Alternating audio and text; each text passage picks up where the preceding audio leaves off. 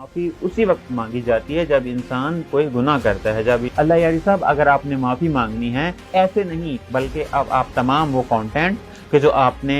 ولایت فقیہ کے بارے میں، مراجع کرام کے بارے میں، اجتہاد کے بارے میں، تقلید کے بارے میں اور مرجعیت کے بارے میں جو ان کے خلاف آپ نے بولا ہے، اشاروں کے اوپر آپ چل رہے ہیں، وہ اشارے وہ تانے بانے نہ صرف اسلام کے خلاف ہیں بلکہ مکتب تشیع کے خلاف ہیں. دشمن کا یہ اوزار رہا ہے کہ اس نے جب بھی اسلام کے خلاف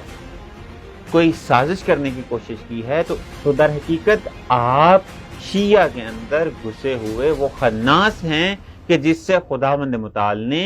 قرآن مجید کے اندر سوشل میڈیا پہ منکرات پھیلائے جا رہے ہوں تو واجب کفائی ہوتا ہے، لیکن بعض اوقات ایک جہاد واجب عینی ہو جاتا ہے. یعنی بول سکتے ہیں سوشل میڈیا کے اوپر، وہ اس مسئلے کے اوپر بولیں جو مین مرکز ہے تمام کل کائنات کا، وہ کوئی بھی عقیدہ ہو، کوئی بھی حکم ہو، کوئی بھی حکم شرعی ہو، کوئی بھی فقہی حکم ہو، کوئی بھی اخلاقی حکم ہو، اور ان کی بنیاد اور ان کی بیس اس مناظرے کے بعد مختلف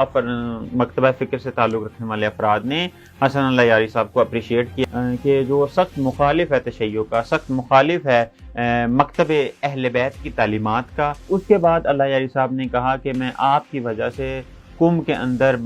جتنے بھی علماء ہیں ان سے میں معافی مانگتا ہوں. ان سے آیا اللہ یاری صاحب کو علماء قم سے یا علماء نجف سے معافی مانگنی چاہیے تھی؟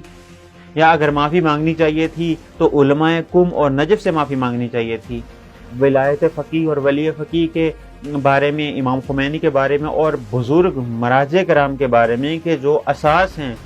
آج کے دور میں مکتب تشیع کو جنہوں نے زندہ رکھا ہوا ہے، ان کو خدا کی بارگاہ میں مانگنی چاہیے، معافی ان کو ائمہ کی بارگاہ میں مانگنی چاہیے، معافی ان تمام مراجع کرام، ان تمام بزرگان سے مانگنی چاہیے.